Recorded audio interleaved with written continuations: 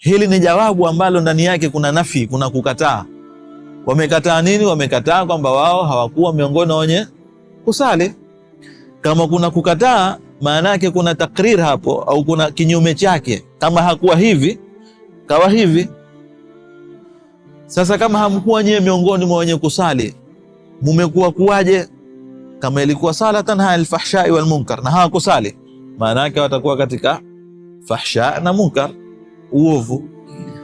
Katika madhaifu ambayo mwanadamu kaumbwa nayo, tulielezana katika darasa iliyopita kwamba mwanadamu kaumbwa, innal insana khuliqa halu'a idha massahu sharru jazua wa idha massahu alkhairu manua illa almusallin.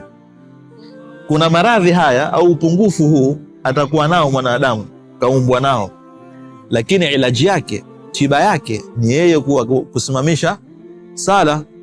Ikiwa hawakuwa kwenye kusali hawa, maana yake hawa watabaki na maradhi yale yale walioumbwa nayo, au udhaifu ule ule, kwamba yeye ni jazuu, mwingi wa tamaa katika ulimwengu. Yeye itakuwa kipaumbele chake yeye ni tamaa tu, halu yani, na atakuwa akipatwa na kheri anazuia, na akipatwa na shari au mtihani mwingi wa kulalamika.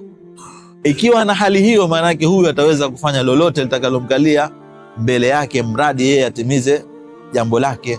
Kwa kama hakuwa minal musallin, maana yake huyo automatically kabaki katika maradhi yake ya nafsi, ugonjwa wake, ambao ugonjwa huu, mapungufu haya aliyekewa ilaji yake, tiba yake, hakuifata, hakujitibu.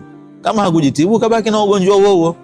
Mwisho wa ugonjwa mauti, akifa akaangamia akahilikika ni yeye mwenyewe, kwa sababu hakutaka tiba.